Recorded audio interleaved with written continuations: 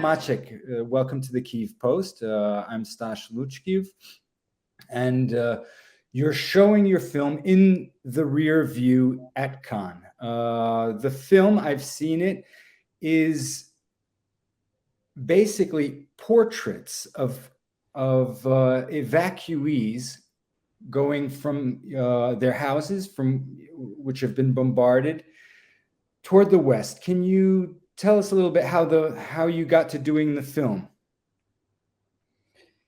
Yes, well, the film was made in parallel to my evacuation efforts that I started prior to the start of the shoot. I got involved in the war from day one with some fundraising efforts at the beginning, and then on the third day I bought my first van and started going to the border, and then within a week I was on the other side driving. At the beginning, friends and families of friends to Poland, and then I was going further and further, first to the Chernihiv region, then to Kharkiv, then to Donbass and Zaporizhia, and so at the beginning there was no film. There was just driving and the evacuations. The film came. We started it at the end of March when I called a friend DOP who I wanted to join me to help me drive at night, because the drives have become strenuous. They were going. What is the OP? DOP. It's a cameraman. Okay, the cameraman. Okay, right. It's a cameraman. It's a cameraman. Wawrzyniec, who I know. I've known for a very long time. We're friends, and he agreed to go with me. It was actually very hard to find somebody to go that far, and Wawrzyniec, so he went on a few trips with me, and then he decided to call it quits, and I had to find somebody else, and finally I was driving with 4 different cameramen, and at so the same time, or different? No, different times. Okay, because for our viewers, much of the film looks as if it's being shot from a dash cam, but facing the back of the van. So the frame, it seems like a portrait. It's as if you're looking at a painting or portrait, and you see people's faces, often deep in thought, and then you get conversations which are very intimate.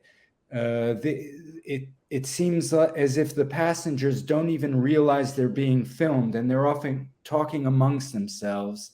And some of the exchanges that come out are absolutely moving. There was one in the beginning where a woman who's pregnant starts explaining, if I'm not mistaken, she was a surrogate mother. She was carrying a baby for someone else, and she's just casually thinking about, oh, well, what do I do now with the baby in my belly? Meanwhile, her 2 children are in the back seat.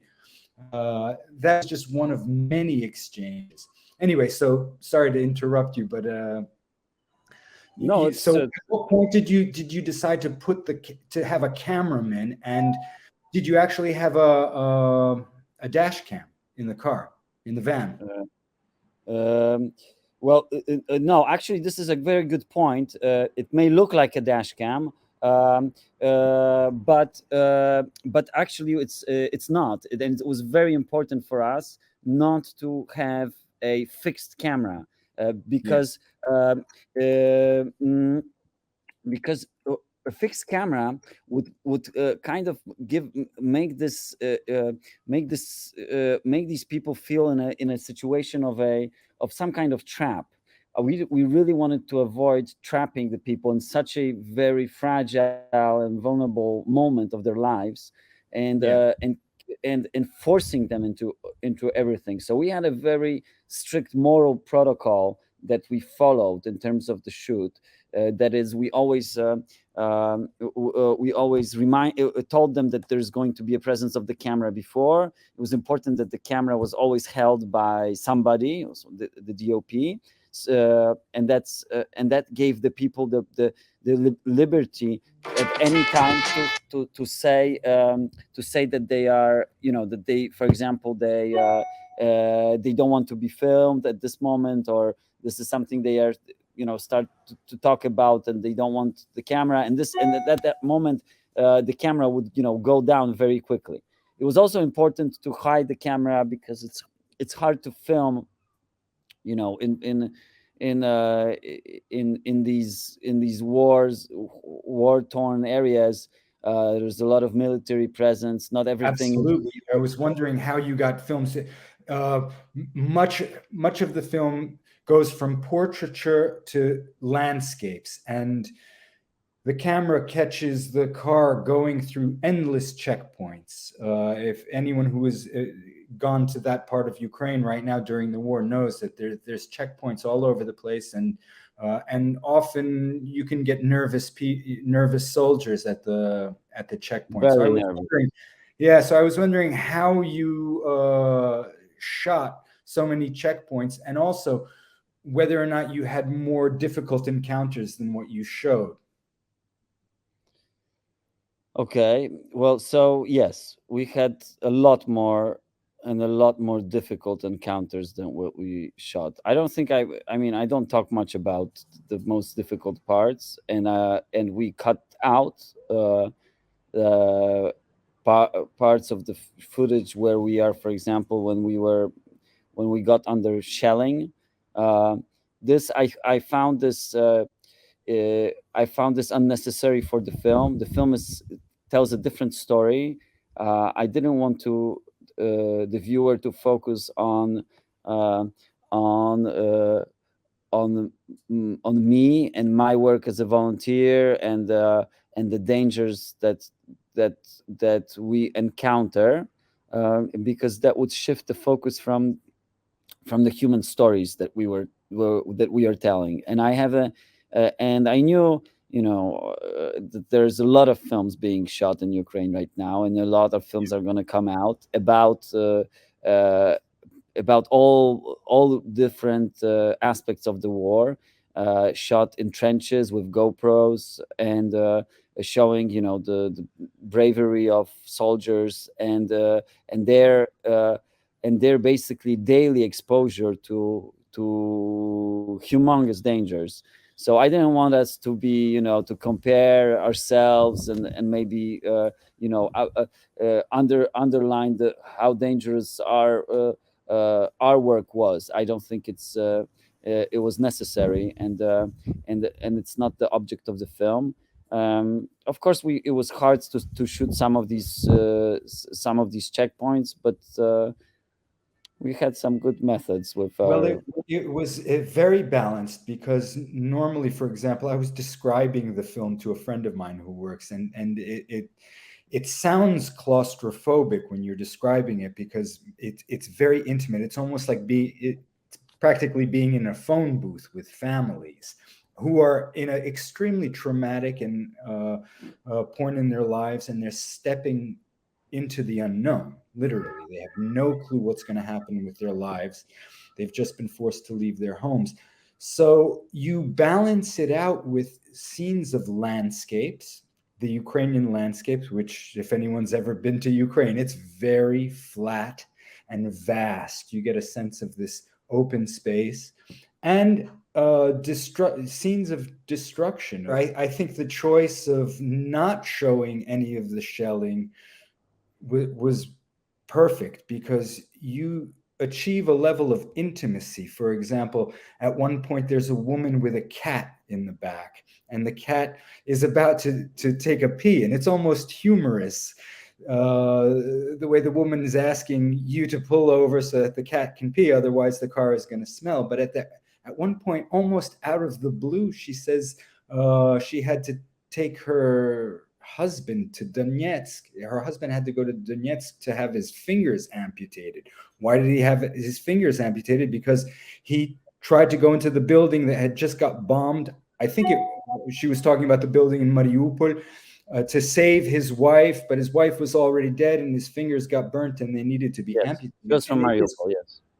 And it's a horrific, the way she just off the cuff explains it, and but she's still thinking about the cat who needs to go outside and take a pee, and you understand this is so real. It's like taking neo-realistic, the neo-realism of the Italians in the 60s, and just raising it to a completely other level. Very, very powerful film, Maciek. I can't stress that enough. And now that you tell me that I assume you probably have a lot of material with shelling and the difficulties of an evacuator. Our first cut of the film was 3 hours long, and we didn't know how to cut it down.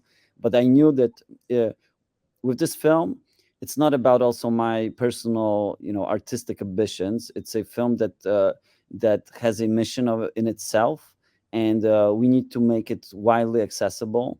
So now I wanted to cut it down to an accessible length, also for an ordinary spectator in Western Europe who doesn't necessarily go for a film about the war in Ukraine. So I wanted to have a length that's comprehensible, and it was impossible in that time frame to tell at the same time the story of the people and the story of how volunteer networks get created, how how this is all organized. And I found it also not as important, and it would definitely overshadow the stories, because we would just be too focused on this one person that is in all the Yeah. stories, and that we see from. So I decided it's better to have this person be kind of sort of anonymous and seen from the back. And I realized we really achieved, because this was one of the biggest tasks in editing, is to cut me out of everything Yeah. and leave me just where it's really, really, really necessary.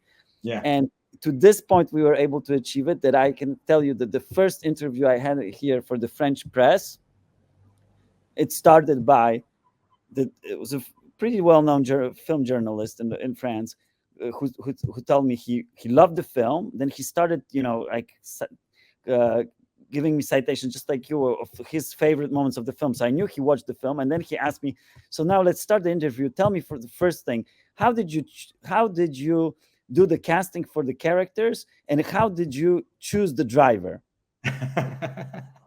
And then I realized that we gotta we really achieved our point.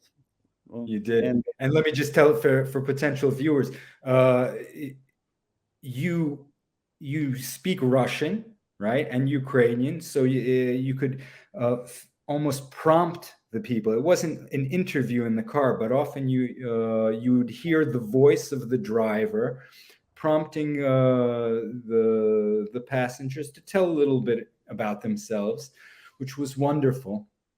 And and the other, just one other scene that I wanted to point out to the viewers. There's a boy, and someone toward the middle of the film, who he's driving at night, and literally the framing of the camera, you get a portrait. It's like you're looking at a Caravaggio painting in the darkness, but it's a young boy, and you can tell he's thinking. He pauses, he hesitates, and then out of nowhere he just says, "I love my grandmother." And it's one of the most moving scenes. I can't recommend this film enough for people who want to understand, to get a portrait of a nation that's just been uprooted by a war. I think first voice from the audience that really, really made me think. A man stood up and he said that they all thought they've seen everything in this war, and especially about the refugees. They've been watching this war unfold on television, and been seeing these car jams on the Polish-Ukrainian borders, these Yeah, lines of cars filled with people, and stuffed with luggage on the rooftops, and yeah, and uh, and and he says, well, but we've seen these cars, but we've never seen what's happening inside of these cars. And that Yes. with the film they got, and they got to be finally like these two images, the perspective of the war. They know the numbers, they Yeah. know how huge the quantities, and then here they get a chance to get in, to be with these people at that moment, and to feel with them what it was like. And these two things combined, they give you the scale of the drama and the tragedy that's unfolding in Ukraine, unfortunately, still today. And so this was one of the touching moments. I'd just like to conclude by saying, when you talk about the scale, it's absolutely true. You get into the car, you get an intimate view of this massive event that's taking place, and at the very end, just before the credit rolls, you make a point with a sort of subtitle on the screen that 15 million people have been uprooted from their houses, from their homes. That's a third of the country. That's 1/3 of everyone. And I can tell you, right this minute, I'm in an office in Kyiv, and I can guarantee you everyone has someone who's been uprooted. And many of us here have been uprooted from the eastern parts of the country. And you captured it. You do a deep dive, and I commend you very much, Maciek. Thank you. So that's Maciek Hamela. Am I pronouncing it correctly? Yes, absolutely. Maciek Hamela, In the Rearview. Go see it. It's well worth it if you want to understand what's happening in Ukraine beyond, obviously, the shooting and the deaths. Thank you very much. Thank you.